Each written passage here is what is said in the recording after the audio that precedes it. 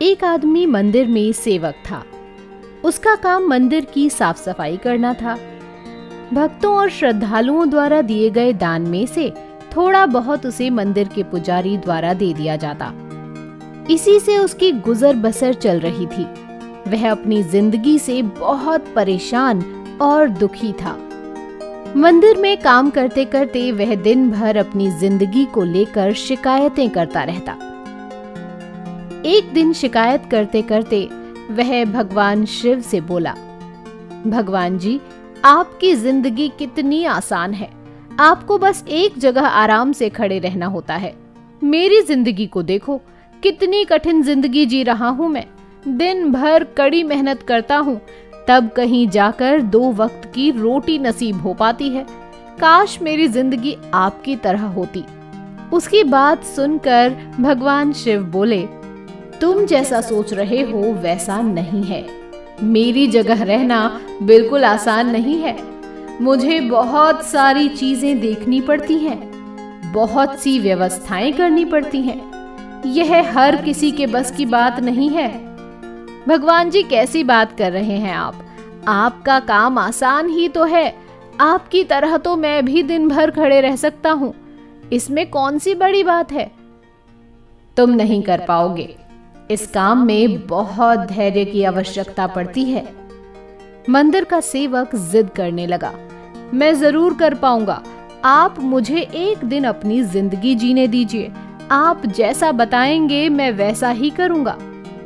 उसकी जिद के आगे भगवान मान गए और बोले, ठीक है, आज पूरा दिन तुम मेरी जिंदगी जियो। मैं तुम्हारी जिंदगी जीता हूँ, लेकिन मेरी जिंदगी जीने के लिए तुम्हें कुछ शर्तें माननी होंगी। मैं हर शर्त मानने को तैयार हूँ भगवान जी।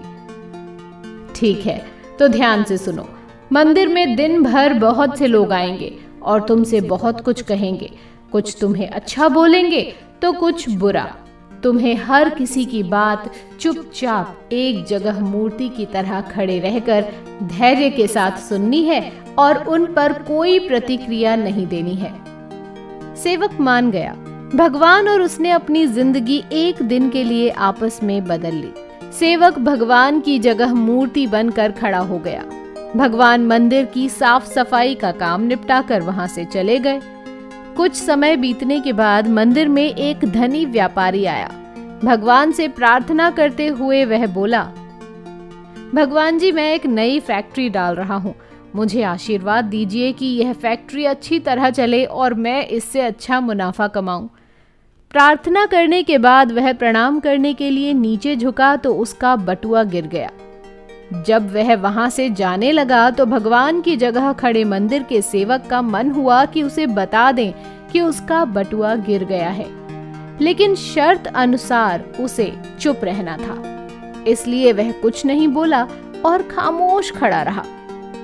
इसके तुरंत बाद एक गरीब आदमी वहां आया और वो भगवान से बोला, भगवान जी, बहुत गरीबी में जीवन काट रहा हूँ। परिवार का पेट पालना है, माँ की दवाई की व्यवस्था करनी है। समझ नहीं पा रहा हूँ कि इतना सब कैसे करूँ। आज देखो, मेरे पास बस 1 रुपया है। इससे मैं क्या कर पाऊंगा? आप ही कुछ चमत्कार करो और मेरे लिए धन की व्यवस्था कर दो। प्रार्थना करने के बाद जैसे ही वह जाने को हुआ, उसे नीचे गिरा व्यापारी का बटुआ दिखाई दिया। उसने बटुआ उठा लिया और भगवान को धन्यवाद देते हुए बोला, भगवान जी, आप धन्य हैं। आपने मेरी प्रार्थना इतनी जल्दी सुन ली। इन पैसों से मेरा परिवार कुछ दिन भोजन कर सकता है। माँ की दवाई की भी व्यवस्था हो जाएगी। भगवान को धन्यवाद देकर जब व्यक्ति वहां से जाने लगा, तब भगवान बने मंदिर के सेवक का मन हुआ कि उसे बता दे कि वह बटुआ तो व्यापारी का है, उसे मैंने नहीं दिया है। वह जो कर रहा है वह चोरी है। लेकिन वह चुप रहने के लिए विवश था, इसलिए मन मार कर चुपचाप खड़ा रहा।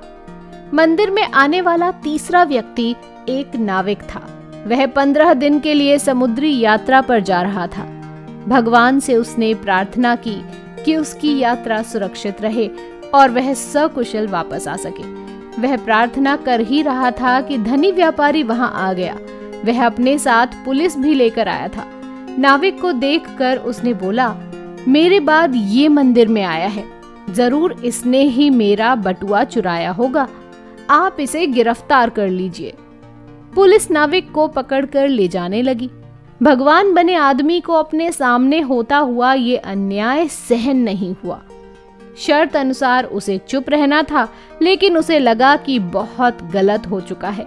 यदि अब मैं चुप रहा तो एक बेकसूर आदमी को व्यर्थ में ही सजा भुगतनी पड़ेगी। उसने अपनी चुप्पी तोड़ते हुए कहा, आप गलत व्यक्ति को पकड़कर ले जा रहे हैं। ये बटुआ इस नाविक ने नहीं, बल्कि इसके पहले आए गरीब व्यक्ति ने चुराया है। मैं भगवान हूँ और मैंने सब देखा है। पुलिस भगवान की बात कैसे नहीं मानती। उसकी बात मानकर उसने नाविक को छोड़ दिया और उस गरीब आदमी को पकड़ लिया जिसने बटुआ लिया था। शाम को जब भगवान शिव वापस आए तो मंदिर के सेवक ने पूरे दिन का वृतांत सुनाते हुए उन्हें गर्व के साथ बताया कि आज मैंने एक व्यक्ति के साथ अन्याय होने से रोका है। देखिए, आपकी जिंदगी जीकर आज मैंने कितना बड़ा काम किया है। उसकी बात सुनकर भोलेनाथ बोले, ये तुमने क्या किया? मैंने तुमसे कहा था कि चुपचाप मूर्ति बनकर खड़े रहना, लेकिन वैसा ना कर तुमने मेरी पूरी योजना पर पानी फेर दिया। उस धनी व्यापारी ने बुरे कर्मों द्वारा इतना धन कमाया है। यदि उसमें से कुछ पैसे गरीब आदमी को मिल जाते तो उसका भला हो जाता और व्यापारी के पाप भी कुछ कम हो जाते। जिस नाविक को तुमने समुद्री यात्रा पर भेजा है, अब वह जीवित वापस नहीं आ पाएगा। समुद्र में बहुत बड़ा तूफान आने वाला है। यदि कुछ दिन जेल में रहता तो कम से कम बच जाता। सेवक को यह बात सुनकर एहसास हुआ कि वह तो बस वही देख पा रहा था जो उसकी आंखों के सामने हो रहा था। उन सबके पीछे की वास्तविकता को वह देख ही नहीं पा रहा था, जबकि भगवान चीज के हर पहलू पर विचार कर अपनी योजना बनाते हैं और लोगों के जीवन को चलाते हैं।